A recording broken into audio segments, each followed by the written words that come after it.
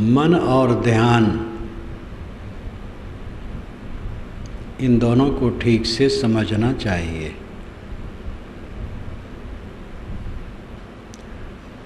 मन है इसीलिए ध्यान करना है।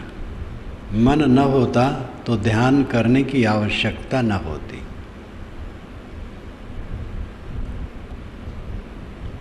आत्मा से ऐक्य करो।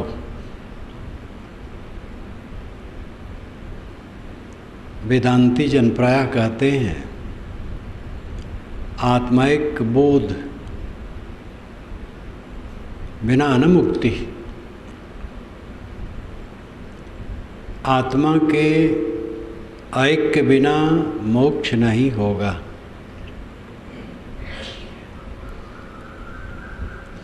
एक और ऐक्य में फर्क है। एक परनिष्ठित शुद्ध एक है ही, सबका अपना आत्मा, उसके लिए एक है। मेरा आत्मा और मैं दो थोड़े हूँ, एक है। तो ऐक्य करने की क्या ज़रूरत है? क्योंकि मन है, मन बाहर लगा है, इसलिए आत्मा में जोड़ना ऐक्य करना है। ऐक्य का अर्थ होता है एक पना, एकता का भाव, एक में समाहित हो जाना ऐक्य है। और एक है, परनिष्ठित है, शुद्ध है, एक है, करना कराना कुछ भी नहीं है। इस प्रकार एक और ऐक्य में फर्क होता है। एक है ही, मेरा अपना आत्मा और मैं एक ही हूँ। ऐक्य करना क्या है?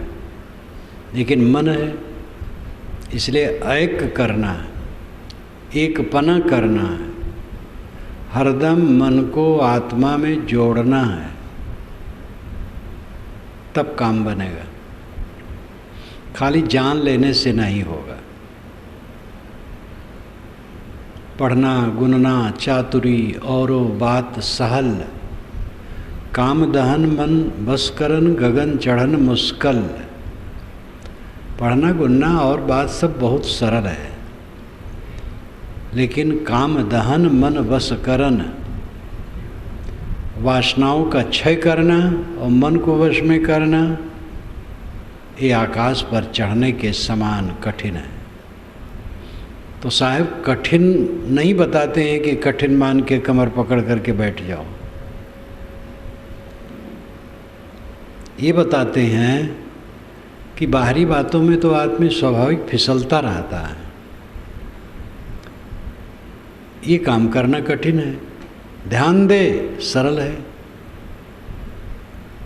दुनिया में एक ही काम सरल है, मन को वश में करना, और कुछ सरल नहीं।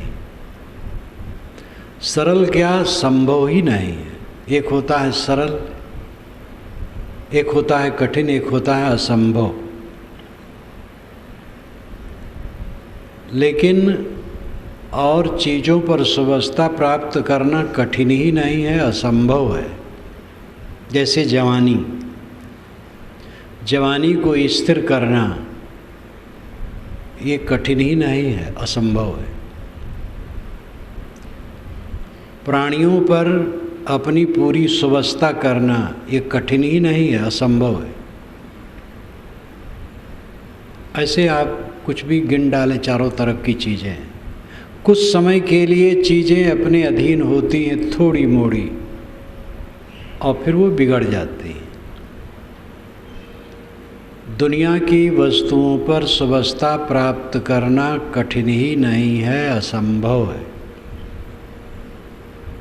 और मन पर सुवस्था प्राप्त करना संभव है। कठिन इसलिए लगता है क्योंकि खराब आदत है। आदत सुधार लें और एकजुट से लग जाएं, बहुत संभव है, बहुत सरल है। पूरी तरह से लगना चाहिए, जी जान से।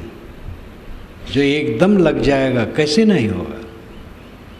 मन को शुद्ध करना बहुत सरल है, या आपा को डाल दे, दया करे सबको। अहंकार छोड़ दो, सब तुम्हारे ऊपर दया करेंगे। सारे संसार के लोगों का अनुग्रह, कृपा, करुणा मेरे ऊपर है। मेरी अपनी कृपा अपने ऊपर जब तक न होगी काम न बनेगा। अपने को संभालना, अपने को जगह लेना। मन है इसलिए ध्यान है, मन है इसलिए एक करना है। एक है ही, एक करना नहीं, लेकिन मन है इसलिए एक करना है, एक पना लाना है। बारंबार आत्मा में मन को लगाना है। लगाते लगाते तब मन आत्मलीन होगा। सहज सरल सब समय आत्माराम, आत्मतृप्त, आत्मसंतुष्ट, कृतकृत, ये करते करते होगा। मन और ध्यान, मन है वो बाहर लगा है, बाहर से लौटा करके अंतर्मुख करना है। परांच खान वितृणत स्वयंभू तस्मात् परांग पश्यति नान्तरात्मन कश्चित् धीरः प्रतिज्ञात्मानमैक्षतावृत्त चक्षु अमृतत्वमिच्छन्। परांच खान वितृणत स्वयंभू, स्वयंभू ने, प्रकृति के विधान ने परांच खान वितृणत, परांच बाहर, खान छेद, इंद्रियां, वितृणत फोड़ा है। प्रकृति के विधान ने हमारे शरीर में इंद्रियों को फोड़ फोड़ करके बाहर निकाला है। बाहर न निकालता तो बाहर का ज्ञान कैसे होता है, व्यवहार कैसे चलता। आंखें बाहर देखती हैं, कान बाहर सुनते हैं, नाक बाहर सूंघती है, जीभ बाहर चखती है, त्वचा बाहर छूती है, इसलिए मन भी बाहर सोचता है। और इसके हुए बिना व्यवहार संपादित हो ही नहीं सकता है। और इसी में जंजाल बनता है। संकल्पन स्पर्शन दृष्टि मोह ही, विषयों का संकल्प होता है, देख करके मोह होता है, स्पर्श करके और विकार बढ़ता है।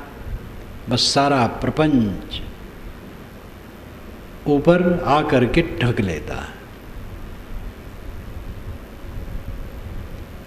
ये खजाना ऐसा है कि खोल करके चौराहे पर रख करके रक्षा करना है। एक खजाना ऐसा हो जो मजबूत किला के अंदर हो और फाटक बंद हो और बंदूक ले करके पहरा देना हो, बहुत सरल है। लेकिन खजाना चौराहे पर खोल करके रखा जाए और फिर रक्षा करना बहुत मेहनत है। ये आत्मिक खजाना ऐसे है, चौराहे पर खोल करके रख करके इसकी रक्षा करनी है।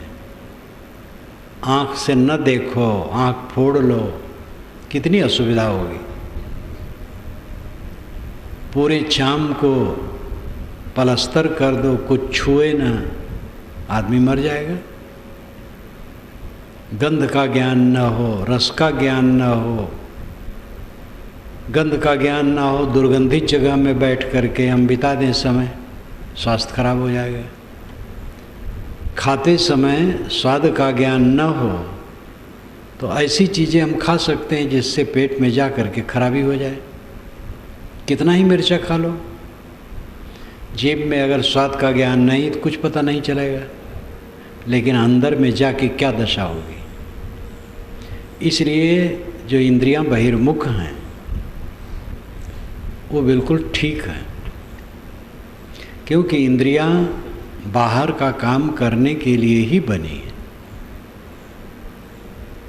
परंतु उसी में सारा प्रपंच सबके जिम्मे आ गया है, आवाज आता है, उसी को काटना है और जीवन भर इंद्रियों का व्यवहार करना है। छूना है, चीखना है, खाना है, सूंघना है, देखना है, सुनना है, सोचना भी है। मन को बिल्कुल मृत करके काम न बनेगा। कुछ समय के लिए मन को मृत कर दो, बाकी समय मन को जागृत रखना पड़ेगा। लेकिन वो जागृत होते हुए भी मृत हो जाए तो बंधन नहीं बनेगा। बीज अगर सेंक दें तो बीज का आकार बना है लेकिन उगेगा नहीं। गैस में मेंथल बांधा जाता है और जलाया जाता है, तुरंत राख हो जाता है वो, लेकिन जब तक टूटता नहीं है प्रकाश देता है। भक्त ज्ञान वैराग्य से मन मेंथल विदग्ध कर दो, जब तक ये टूटेगा नहीं शरीर तब तक वो काम देगा। गैस में बधा हुआ मेंथल एक बार जलाया गया और राख हो गया, पहले जलाते ही वो राख हो जाता है, लेकिन जब तक टूटता नहीं प्रकाश देता रहता है और काफ़ी चलता है, बहुत दिनों तक चलता है। इसी प्रकार ज्ञान द्वारा जब मन विदग्ध हो जाता है, जल जाता है, तब फिर वो जला ही रहता है लेकिन प्रकाश देता है, काम देता है। ये जल जाना क्या है? अनासक्त हो जाना। चित्त में आसक्ति जब कहीं की नहीं रहती है तो मन जला हुआ है, ज्ञान के आग में जला हुआ है। और वो मन से जितना काम करता है बंधनदायी नहीं होता है। सब काम निष्काम भाव पूर्वक करता है। गीता में निष्काम कर्म की चर्चा बहुत है। कारण है कि उस समय कर्म न करने पर बड़ा जोर हो गया था, कर्म करो ही मत। ऐसा संन्यास आग छूना पाप मान लिया गया था। कर्मकांडी लोग हवन करते थे, पशु मार करके उसमें जलाते थे। तो संतों ने कहा ये बहुत गलत है। तो हवन तर्पण को, ऐसे हवन तर्पण को रोका, लेकिन आगे चल करके इतना अति कर दिया गया कि आग छूना ही पाप है, तो भोजन बनाना भी पाप मान लिए। इसलिए गीताकार को बहुत बुरा लगा। गीता की रचना ईसा के 300-400 वर्ष पूर्व हुई है और उसमें मंत्र पीछे पीछे भी मिलते रहे। ईसा के 300 वर्ष बाद, 400 वर्ष बाद तक मिलते रहे। श्री कृष्ण और गीता मेरी छोटी पुस्तक है, उसमें पढ़ के आप उदाहरण सहित जान सकते हैं।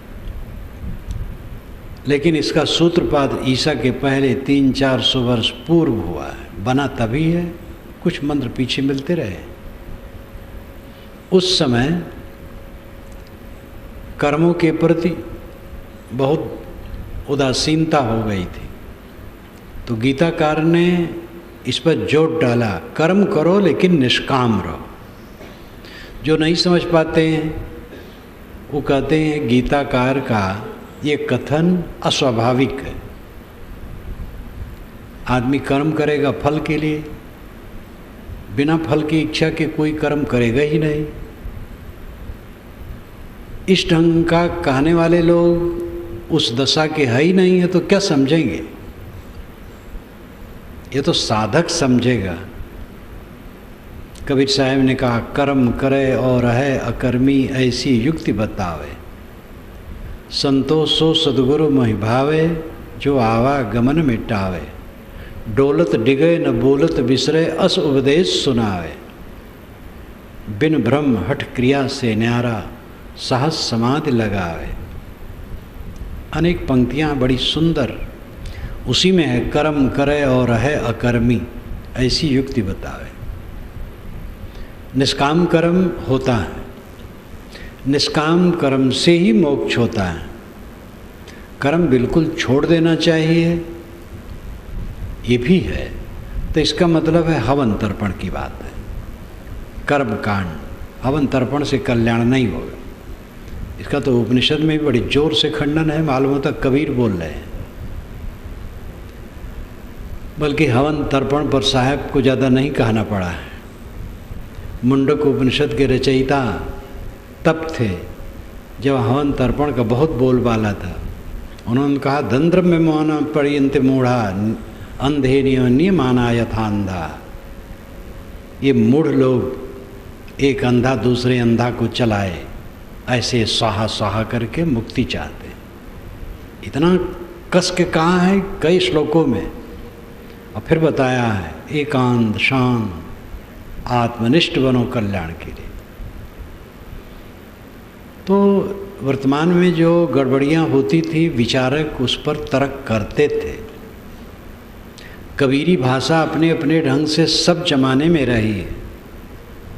आमूल चूल कबीरी भाषा कबीर की है, जिसमें कोई अंश नहीं है मुलाहिजा, लेकिन कबीरी भाषा सब समय रही खरी भाषा। निष्काम कर्म तब होता है जब मन दुनिया के भोग को नहीं चाहता है, पद नहीं चाहता है, प्रतिष्ठा नहीं चाहता है, प्रभुता नहीं चाहता है, क्योंकि सब क्षणिक है। और इन्हीं में उलझ उलझ करके हम सदा दुखी रहे। गुरु आई और मान बढ़ाई, रिद्ध सिद्ध सब जात नसाई, या में सकल जगत अरझाना, काल कला को मर्म न जाना, मोते इन सबते नहीं काजा, तुम्हारी भक्ति बस कहो उपराजा, कविता हो न भाण कहाऊँ, और बकवादी के निकट न जाऊँ।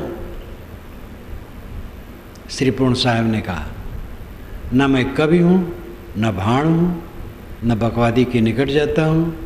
गुरुआई और मान बढ़ाई, रिद्धि सिद्धि सब नासवान है। ये कुछ इसी में सब उलझे हैं। और काल कला को मरम न जाना, काल कला का मरम नहीं समझते कि काल क्षण ही में खा लेता है। यह दृष्टि जिसकी निरंतर रहती है, उनका मन ज्ञान में विदग्ध रहता है। गीता में भी कहा गया, जब ज्ञान से कर्म दग्ध हो जाता है तो वो पंडित है, विवेकी है। दग्ध होने का अर्थ यही है, अनाकृष्ट मन हो जाना, खिंचाव रहित। बंधन है कि नहीं, अगर खुद आदमी नहीं समझता है तो क्या मोक्ष होगा उसका। मैंने सुबह स्वामी शंकर का एक श्लोक कहा था, आत्मानुभूति प्रतिबंध शून्य अंतिम पक्ष था वो। आत्मा को प्रतिबंध शून्य स्थित का अनुभव होता है, अथवा अपने आप में साधक को प्रतिबंध शून्य स्थित का अनुभव होता है जब वो दशा आती है।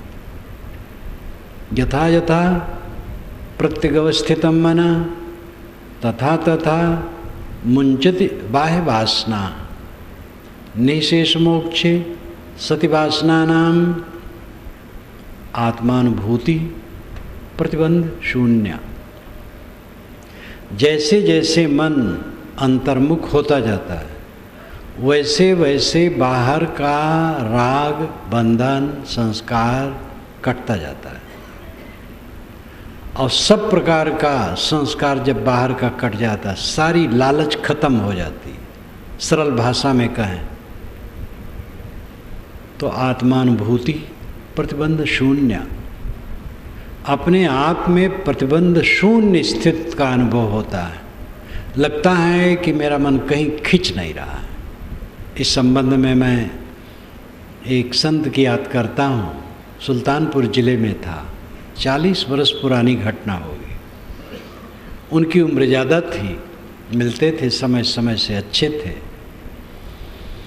उनसे मैंने कहा, साहब ठीक ठाक साधना चलती है? तो उन्होंने चेहरा विकृत करके कहा, क्या कहूँ, सब तरफ से घृणा नहीं होती। ये बात उनकी मुझे याद हो जाती है इस समय से। उनके मन का क्लेश था ये। क्या कहूँ, सब तरफ से घृणा नहीं होती। घृणा का अर्थ ये नहीं है कि लोगों से घृणा, भोगों के लिए घृणा, लालच नहीं छूटता है। एक लालच छूट जाए बस मोक्ष है सब समय। सरल भाषा में, लालची न रहो बस मुक्त। बाहर की चमक दमक देख करके कल्पना में मन डूबने लगता है और बेढंगी बेढंगी बातें सोचने लगता है। ये मन को ही रगड़ना है। कुंभ ही बाधा जल रहे, जल बिन कुंभ न होए। ज्ञान ही बाधा मन रहे, मन बिन ज्ञान न होए। कुंभ कंब ग्रीवादिमान होता है। कंब पेट, ग्रीवा गला, ये दो धड़ उसमें होते हैं। कुम्हार दोनों को अलग अलग बनाता है और फिर एक में जोड़ देता है।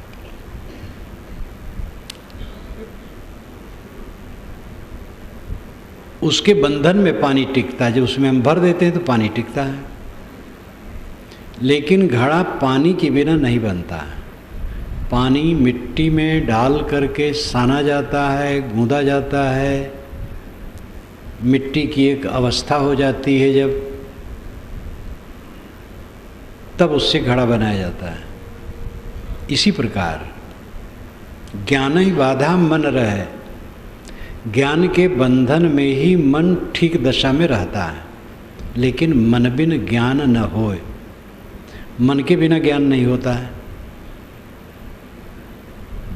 ये बिल्कुल साफ है। गाढ़ी नींद में मन बीज रूप में चला जाता है तो वहाँ कोई ज्ञान नहीं होता है। जैसे नींद खुली वृत्त रूप में आ जाता है तब ज्ञान होता है। इसमें भी शंका हो सकती है, तब तो आत्मा ज्ञान स्वरूप न ठहरा, औपाधिक ज्ञान है। फिर मन द्वारा, मन उपाधि से ज्ञान हुआ, औपाधिक ज्ञान हुआ, स्वतः ज्ञान न हुआ।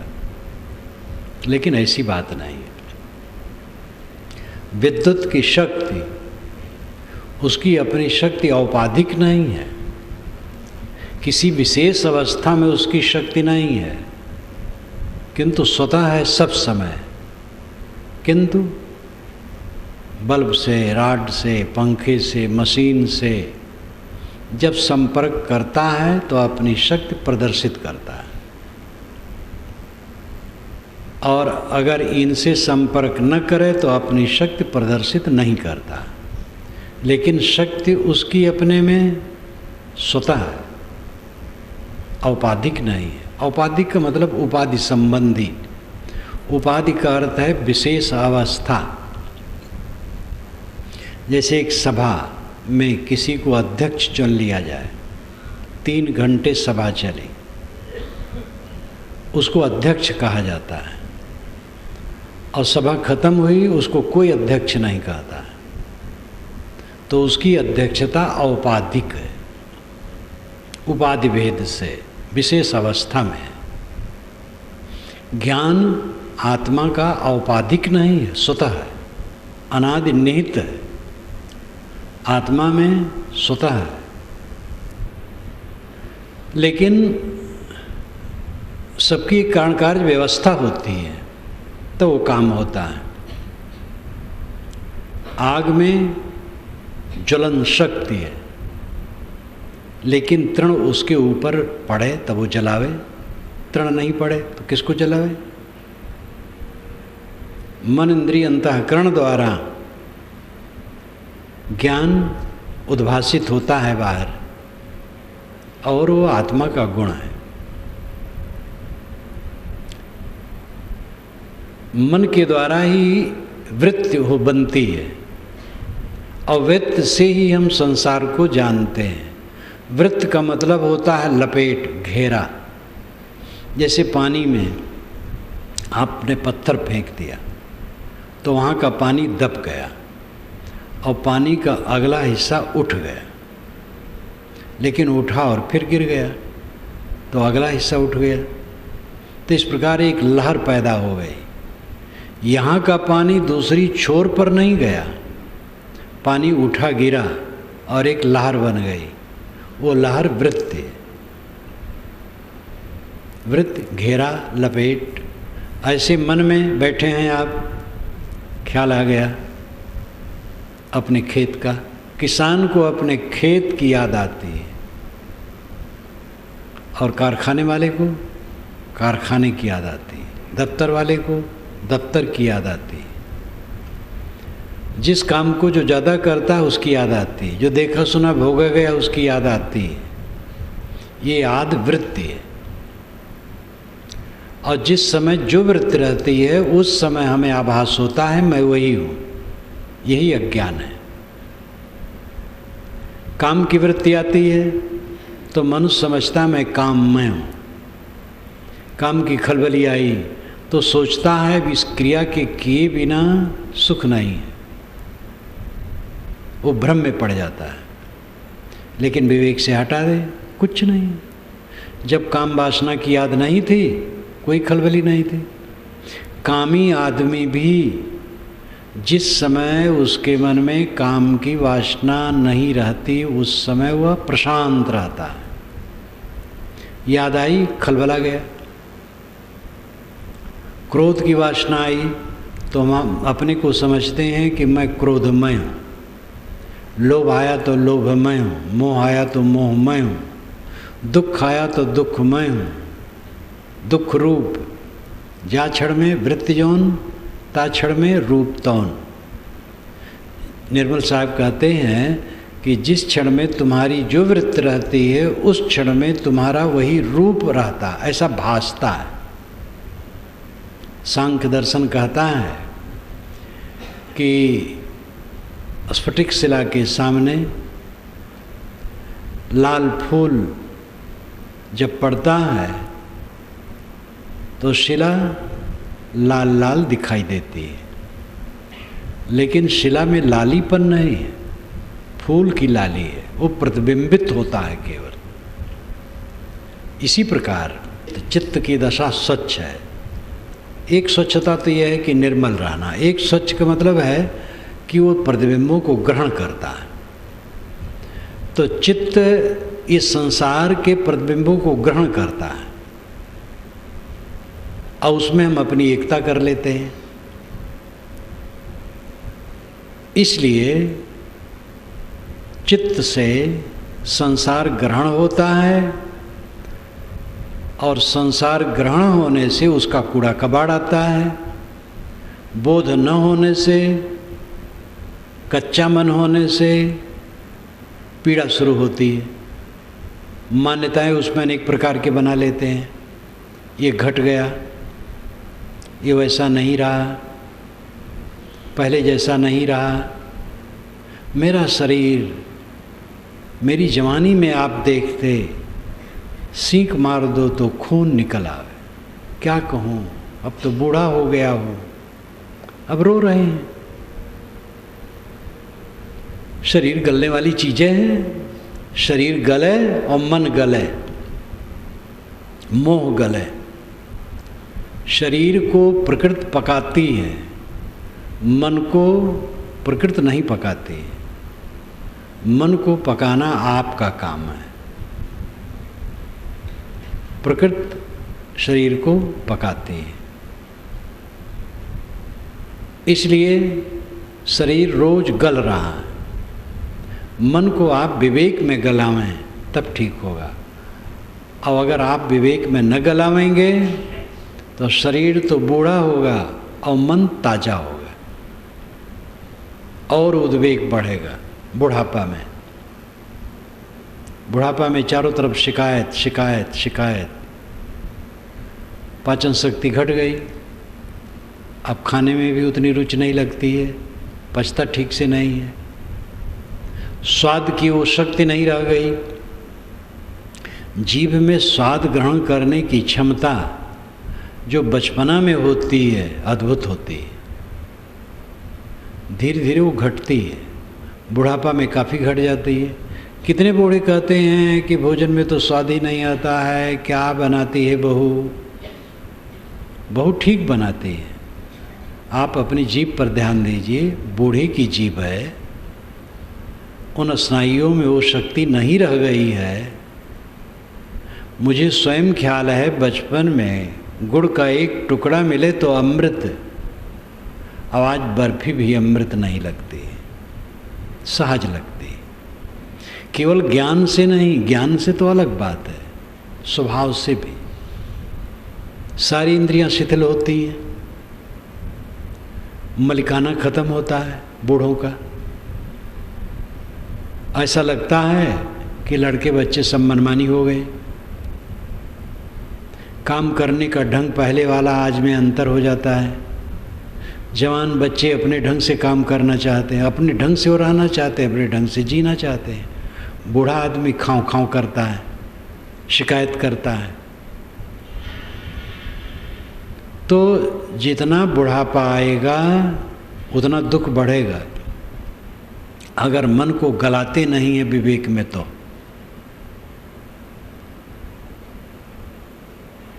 आश्रमों की व्यवस्था तो बढ़िया थी। ऋषियों ने कहा था कि अंतिम में साधना में लग जाओ। 50 वर्ष में ही वानप्रस्थी होने के लिए कहा था। वानप्रस्थी का मतलब है कि गृहस्थी का कारोबार छोड़ करके ब्रह्मचर्य पालन करो, तप से रहो और बच्चों को निर्देश कर दो, अपना साधना में रहो और लोक मंगल का काम करो, सेवा का काम करो और साधना का काम करो।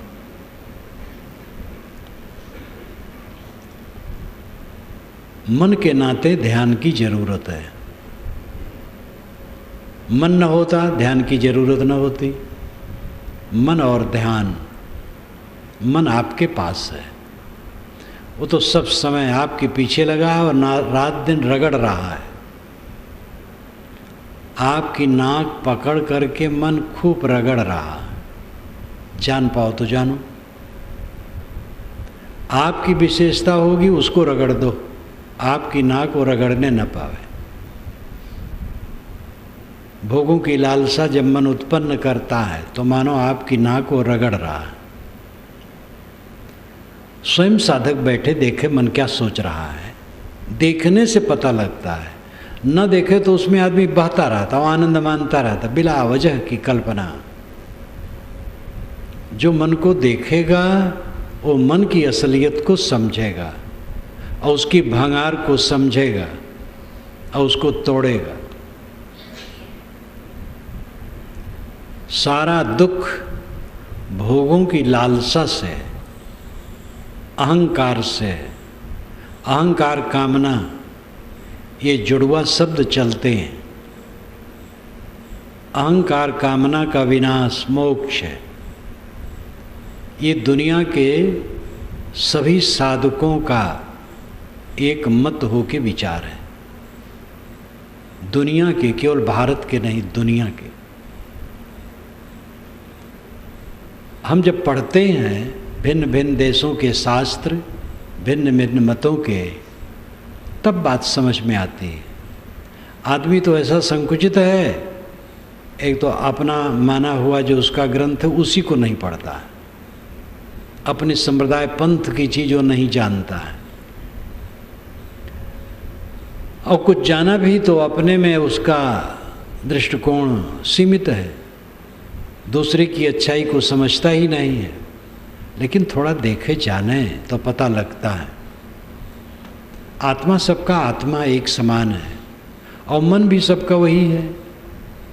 इसलिए जहाँ कोई भी दुख से मुक्त होने के लिए सोचा है और उसने साधना की है तो एक ही प्रकार के विघ्न और बाधाएं उसके सामने आई हैं, और उन विघ्न बाधाओं को जब पार कर ले गया है तो एक ही समान उन सब का अनुभव हुआ है।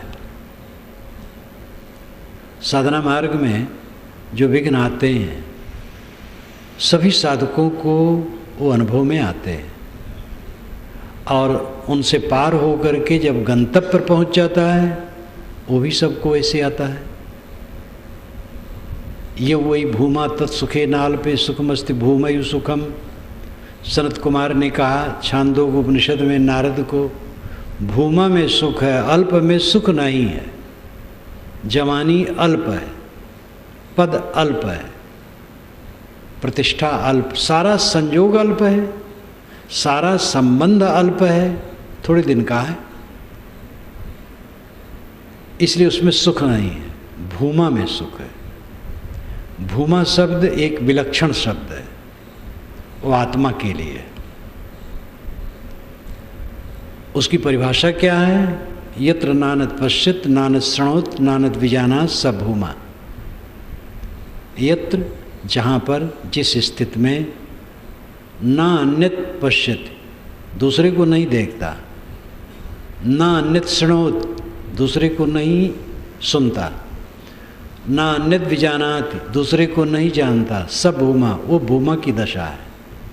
देखना बंद कर दो, सुनना बंद कर दो, जानना बंद कर दो, बस अपने आप रह गए। कुछ न देखो, कुछ न सुनो, कुछ न जानो, बस अपने आप। ये सनत कुमार कहते हैं। रूमी साहब कहते हैं, मुस्लिम संत ईरान के, चश्म बंदो गोश बंदो लब बिबन गर्नवीनी सर्रेहक बर्मन बखन।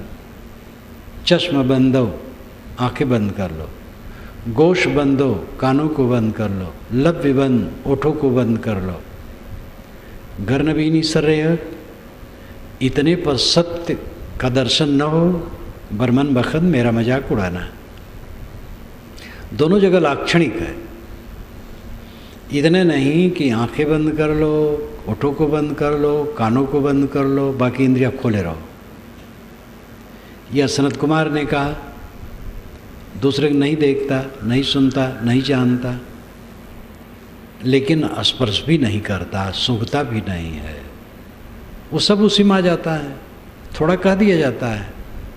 और सबका अर्थ यही है कि इंद्रियों को समेट करके अंतर्मुख हो जाओ, मन को समेट करके अंतर्मुख हो जाओ, वो दशा है। साहब ने कहा, समझ बूझ जड़ हो रहे, बल तज निर्बल होए। कहें कबीरता संत का, पला न पकड़े कोई। पहले समझ बूझ ले, फिर जड़ हो जाए, अनाड़ी बन जाए। बृहदारण्यक उपनिषद में भी कहा गया है कि वह आत्मलीन पुरुष पांडित्य छोड़ देता है, मौन हो जाता है, अमौन हो जाता है। मौन अमौन एक मस्तानगी की भाषा है।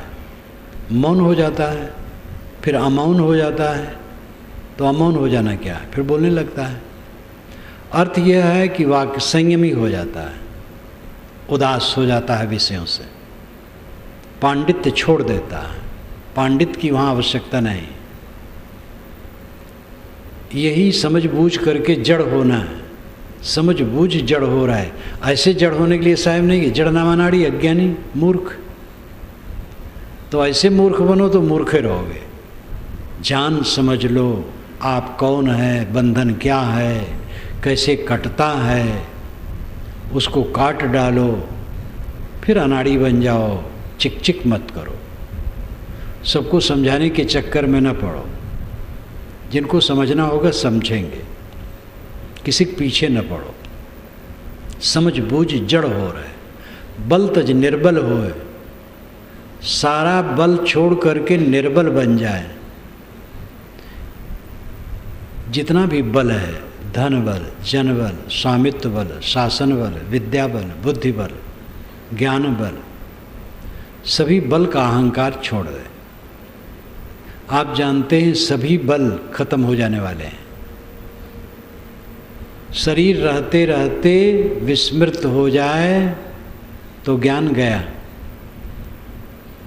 महापंडित राहुल सांकृत्यायन 33 भाषाओं का ज्ञाता, विस्मरण का रोग हुआ, दिल्ली में कांपते हुए अपने मित्र का हाथ पकड़ करके उसने कहा, क्या मैं पढ़ा लिखा आदमी हूँ? भिक्षुधर्म रक्षित बौद्ध मत के एक महान विद्वान और लेखक सारनाथ में मुझसे कहे थे कि अगर वो जी जाते तो फिर से उनको अक्षर का ज्ञान कराना पड़ता, ऐसी दशा हो गई थी, लेकिन मर गए। सारा ज्ञान जड़ धारित है, बाह्य ज्ञान जड़ धारित, बुद्धि मस्तिष्क विकृति आ जाए सब खराब हो जाएगा। बल 2-4 टट्टी हो जाती है, आदमी कमज़ोर हो जाता है कुछ समय के लिए। जीभ में विकृति आ जाए, बोल नहीं सकते हैं, कान में विकृति आ जाए, सुन नहीं सकते हैं, सब कुछ बिगड़ा हुआ है। किस चीज़ का घमंड है? कौन सी वस्तु स्थिर है? इसलिए बल तज निर्बल होए, कहें कबीरता संत का पला न पकड़े कोई। ऐसे संत का कोई पल्ला नहीं पकड़ सकता। जो सारा अहंकार छोड़ दिया, अहंकार शून्य हो गया, कामना शून्य हो गया, कृतार्थ हो गया। आप कहेंगे कि हम गृहस्थ की क्या दशा होगी? अहंकार कामना छोड़ दें, घर का काम ही बंद हो जाएगा। पहले अहंकार कामना छोड़ना शुरू तो करो, घबराते क्यों? अहंकार छोड़ो, आपके बाल बच्चे सुखी हो जाएंगे। आप घर में प्रवेश करते हो, बड़बड़ाते हो, अहंकार बस। मौन हो जाओ थोड़ा, देखो बच्चे आनंदित हो जाएंगे। अब आप मानते हो बड़बड़ाने से सब ठीक होता है। अपनी कामनाओं को घटाओ, आसपास के लोग सुखी हो जाएंगे। हमारी अधिक कामनाओं से आसपास के लोग दुखी होते हैं, क्योंकि जो हमारी कामनाएं ज़्यादा बढ़ जाती हैं तो मांग बढ़ जाती है, और उससे निश्चित है आसपास के लोगों को कष्ट होगा। अगर हम निष्काम होते जाएं तो हमारे पास वालों को राहत मिलेगी और हमसे संतुष्ट होंगे। निर्माण निष्काम होना शुरू करो तो घबराते क्यों? गृहस्थी कैसे नहीं चलेगी? गृहस्थी बहुत बढ़िया चलेगी। जो आदमी निर्माण और निष्काम हो जाता है उसकी गृहस्थी विरक्ति सब बढ़िया चलती है। साधना करके कोई देखे, क्षमा कब तक करते रहें? जब तक कोई आपको तकलीफ देता है क्षमा करते रहो बस। घबरा जाते हैं लोग, क्षमा करके देखो तो। लोग क्षमा नहीं करना चाहते, लड़ जाते हैं, दुख पाते हैं। क्षमा करना शुरू करो, अगला आदमी भी झुकेगा, नरम होगा। इसके साथ समाज में न्याय है, दंड विधान है, उसका भी अपना महत्व है। लेकिन ज़्यादातर क्षमा की ज़रूरत होती है। रात दिन जो व्यवहार होता है, क्या वहाँ मुकदमा आप करते हो? लड़के से, पत्नी से, भाई से, बहू से, सबसे मुकदमा ठानोगे कि लाठी चलाओगे कि पंचायत करोगे? आपकी पत्नी से अब आपसे कुछ खटपट हो गया तो क्या करोगे? पंचों को बुला करके पंचायत करोगे? क्षमा करना जरूरी है। रात दिन के व्यवहार में क्षमा ही जरूरी है। दंड न्याय ये सब का अपना पक्ष है, कहीं उसकी उपयोगिता है। साधक के जीवन में क्षमा ही महान अस्त्र है। मन है तो ध्यान है, ध्यान की जरूरत है, क्योंकि मन बिगड़ैल है। बाहर का लालच उसको अस्त व्यस्त कर दिया है, इसलिए बहिर्मुख है। अंतर्मुख करो, ध्यान अंतर्मुख होना है। मन को बाहर से लौटा करके भीतर करना है। चित्त चंचल है, इसलिए स्थिरता की जरूरत है।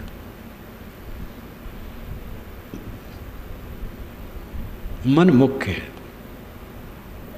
मन दुख देता है, मन सुख देता है, मन बंधन देता है, मन मोक्ष देता है, मन पीड़ा पैदा करता है और मन आनंद की लहर पैदा करता है।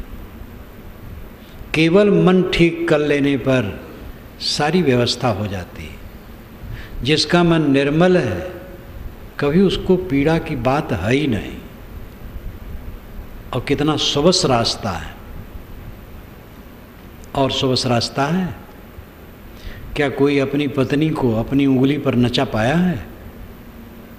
और ये देवियां अपने पति को कितना तक अगला नाचेगा? लड़का आपका कहा कितना मानेगा? पड़ोसी आपका शरीर आपकी इच्छा अनुसार कैसे जवान बना रहेगा? सब कुछ तो विवश है।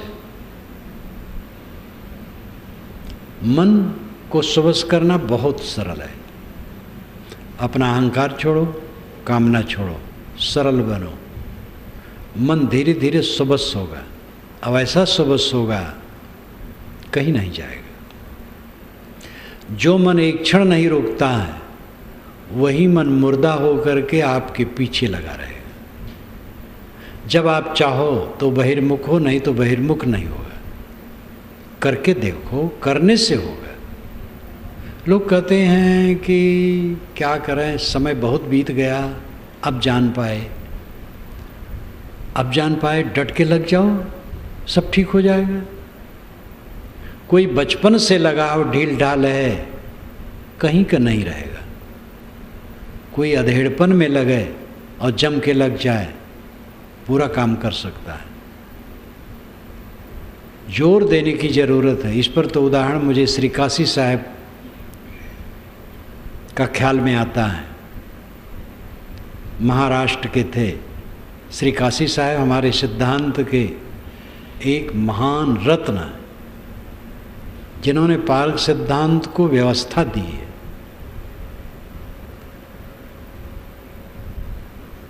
तैंतीस वर्ष की उम्र में थे, स्टेशन मास्टर थे। 2 लड़के थे, एक लड़की, पत्नी, कच्ची गृहस्थी। 33 वर्ष की उनकी उम्र थी। तब उन्होंने पारक सिद्धांत का पता पाया। गालहन स्टेशन पर अपनी ऑफिस में काम कर रहे थे और बाहर खेत में गुलाब नाम का बंजारा बीजक का पाठ कर रहा था। काम करने गया था, काम करके छुट्टी लिया, बैठ करके पाठ करने लगा। बीजक के तीखे वचन उनके कान में पड़े। ऑफिस छोड़ करके उसके पास आ गए। ये किस ग्रंथ का पाठ है? बीजक का, कबीर साहब का। क्या कहीं गुरु से जुड़े हो? हाँ। मुझे मिला सकते हो? हाँ। ले गया, मिलाया, जुड़ गए। 1 वर्ष के बाद उन्होंने दीक्षा ली, 34 वर्ष की उम्र में। 38 वर्ष की उम्र में विरक्त हो गए, घर द्वार नौकरी सब छोड़ दिए। 38 वर्ष की उम्र में घर छोड़ दिए, बुरहानपुर आ गए। 27 वर्ष बुरहानपुर में रहे, साधना किए, आश्रम की सेवा किए, पुस्तकें लिखे, पुस्तकों का संपादन किए, प्रकाशन किए, साधुओं को पढ़ाए, सब कुछ काम किए, साधना किए, वैराग किए, जीवन मुक्त हुए। 65 वर्ष की उम्र में आश्रम भी छोड़ दिए, मांद दूसरे को बना दिए। और 66 वर्ष की उम्र में आगरा के पास जमुना नदी के रेत में शरीर छोड़ दिए। 33 वर्ष पूर्व आश्रम में रहे और 33 वर्ष उनका ज्ञान में गया। और इस अवस्था में कच्ची गृहस्थी में उनको पता लगा 33 वर्ष की उम्र के व्यक्ति के बच्चे थोड़ी थोड़ी उम्र के होंगे, कोई बहुत उम्र के नहीं होंगे, लेकिन वो जीवन मुक्त कृतार्थात्मा पुरुष हुए। ये बात मैं नहीं कहता हूँ कि सब घर छोड़ दें, घर छोड़ें, घर में रहें, कहीं भी रहें, सब जगह घर में रहना होता। हम लोग घर में नहीं, ये घर नहीं है। जो जहाँ रहें जम के लगेंगे, कैसे नहीं मन शुद्ध होगा? जम के लगते नहीं। आलस्य में, प्रमाद में, व्यर्थ की निद्रा में, निरर्थक लौकिक वार्ता में, अब आजकल टीवी में, और लंबे लंबे समय तक अखबार के चक्कर में बिता देते हैं समय। पढ़े लिखे लोग टीवी तो सब देखते हैं। समय इधर उधर से समेटो, अकेले में बैठो, काम धाम आप अपना करो, और बीच बीच में समय निकाल करके अकेले में बैठो, ज्ञान का ग्रंथ पढ़ो, चिंतन करो, ध्यान करो, मन को बाहर से लौटा करके अंतर्मुख करो। कैसे नहीं मन शुद्ध होगा? कैसे नहीं निर्मल होगा? कैसे नहीं एकाग्र होगा? जम के करो तब होगा। ढीले ढाले मन से करते हो, आधी वर्दी इधर आधी वर्दी उधर, तो क्या खेत की जुताई होगी? आधा मन इधर आधा मन उधर, जम करके लगो। गृहस्थी में है, गृहस्थी काम करो, जो ड्यूटी है जम के करो, मेहनत से करो, और समय निकालो, साधना करो। देखोगे थोड़े दिन में मन चमक जाएगा, स्वस्थता आपको लगेगी, शांति लगेगी, तृप्ति लगेगी। साधु ही हो गए, वेश धर लिए, ढील ढाल हो गए। कितने लोगों की दशा होती है, जब घर से आते हैं बड़ा उत्साह रहता है, आने पर कुछ दिन में उत्साह उनका घट जाता है, और सामान्य सद्गुण में संतुष्ट हो जाते हैं। अब यहाँ आ गए तो झूठ क्यों बोलेंगे?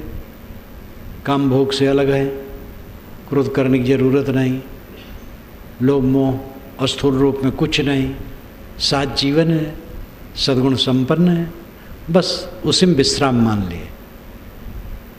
जब लगे कि अभी तो बीच में है, सद्गुण संपन्नता अंतिम मंजिल नहीं है, अंतिम मंजिल है आत्मरतता, स्वरूप स्थित चित्त का पूर्ण अंतर्मुख हो जाना, मन का आत्मलीन होना, ये गंतव्य है, ये मंजिल है, ये गोल है। और इसके लिए ठंडे हो गए तो साधु का काम कैसे होगा? जो साधु ठंडा हो जाएगा आगे चल करके कैसे काम कर पाएगा?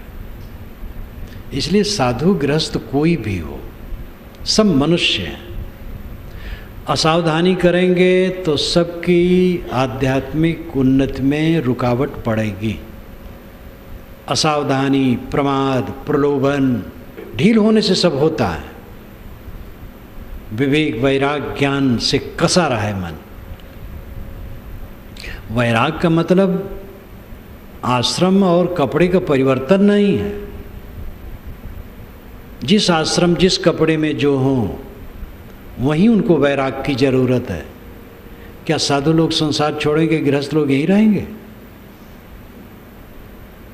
इस संसार को छोड़ना है। इस तथ्य को समझ करके अपने मन को अनासक्त करना वैराग्य। ये किसके लिए है? सबके लिए, मानव मात्र के लिए। जो समझ पाए उसी के लिए है, और जहाँ रहे वहाँ करे। इसलिए गृहस्थ हो, विरक्त हो, स्त्री हो, पुरुष हो, कोई हरेला न बने, हार न माने। सबके लिए पूरा अवसर है। मन और ध्यान, मन है तो ध्यान है, मन न होता ध्यान की जरूरत न होती।